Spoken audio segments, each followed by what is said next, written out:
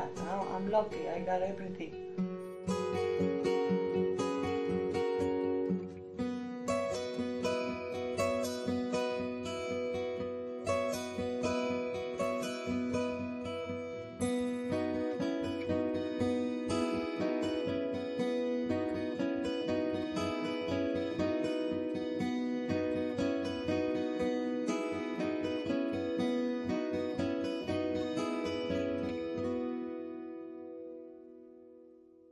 My name is Susan Adler-Yanoon. I'm the New Communities Program Director for the Logan Square Neighborhood Association.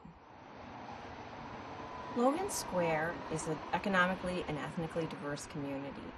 It traditionally has always been a place for immigrants to come. I think it was my first month here. I was talking to people, giving out flyers, asking them if they'd want to go to this housing vigil. And I ran across two women and they said, oh, we really need this because we're actually being kicked out of our building.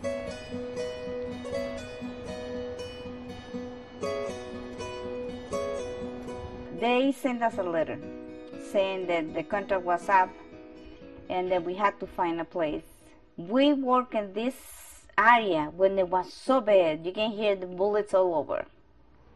Now everything is nice. Now they want to sell because now it's profit. I told you, this is not fair. And we cannot afford those $2,000, the $1,000 rent. That's impossible.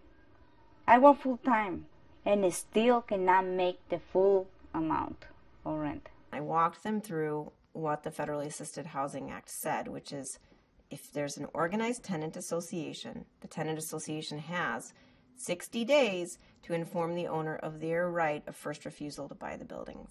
That really ensures that we have the opportunity to work with developers, to work with the tenants, to work with the community around a preservation agenda.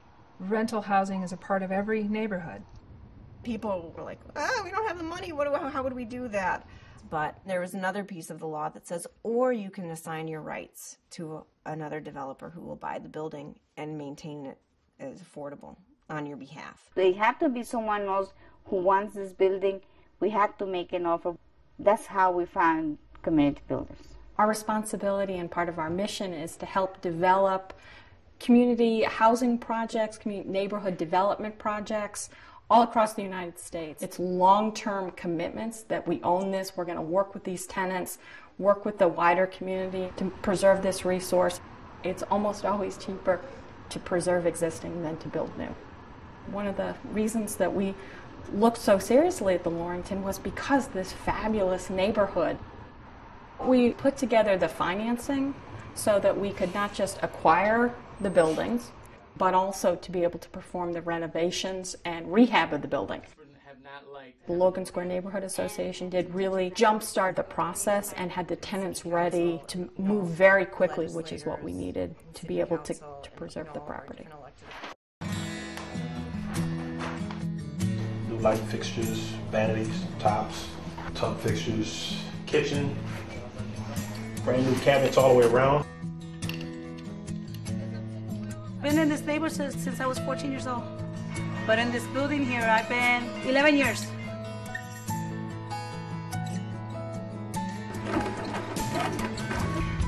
Well, we are already out from the old apartment to the new apartment. It takes us less than 30 days for each tier and for each unit. And so we were able to make sure that when people moved out, it would be for a very short time, and perhaps some people really only move from one side to the other side.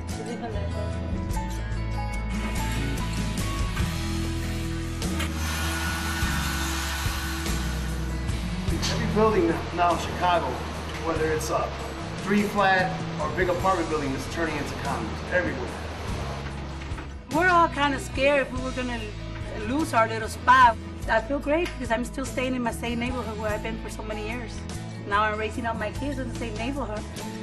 This project has 100% occupancy, and it had close to 100% occupancy before all the rehab work, which I think in large part shows how critical the need is.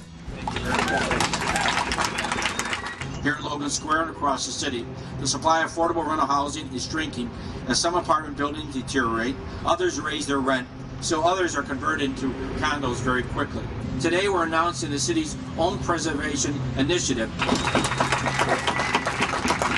I now would like to recognize and introduce Mayra Casasola, the president of the Lorrington Tenants Association. Mayra.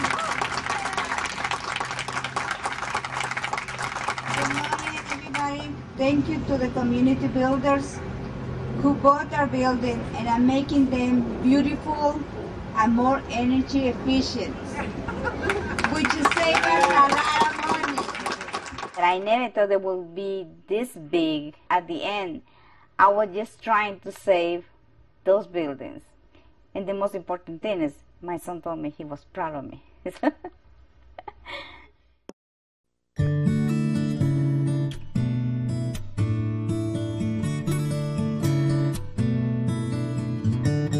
Crestview Village is the story of a project that was at risk of abandonment. The conditions were deplorable, and HUD said, "We're vouchering you out." The plumbing was really bad. We had a lot of water leaks. Cabinets was demolished. Bathrooms was like unresealable. Rat infested, roaches, mice in the hallways. It had gotten to be very, very bad. I felt like I have to leave my kids in the house. They cannot go outside to play. Crestview Village had a history of just being not safe to even hit the property. The police department, the aldermen in the 8th Ward back here, they wanted the place tore down. If this building would have closed, all of a sudden we would have had 132 families put out into the community, and we couldn't assimilate that. We went to HUD and we said, you know what? The community wants this housing. We know you've had bad owners here. We know this has been a horrible experience for you, but it doesn't have to be that way. And then POA came and rewoke the place up, gave it life. They gave us a chance as tenants to speak up and say, we would like this done and that done, and we really got to know them and talk to them, and they were great. The tutoring programs is from kindergarten on up.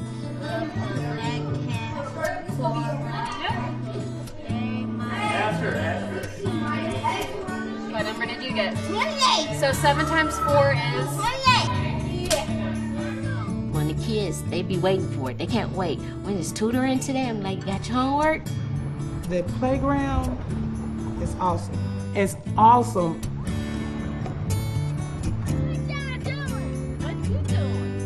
Now it's like they come outside and they're smiling. They love the way it looks now. Don't let them bars go. When government and the private sector, and in this case we're dealing with the state government, all work together, you can solve a problem. The tenants know that Crestview Village cares about them, not only as tenants but as people. Affordable housing is a very, very difficult issue that any community faces. I think everybody always stops and says, oh gee, that's only a problem in the big cities. I don't care if you're 2 million people or 200,000 or 20,000. A lot of local nonprofits do great work, but frankly they're underfunded, they're undercapitalized. We should be able to create a nonprofit organization that is at the same scale as a for-profit organization, but does good. They get to see new things, and get to live in a new apartment. And then they sit with their friends downstairs. A lot of them go to the same school. I just really feel relaxed. I feel like having a party. I feel happy. Yes, it's home.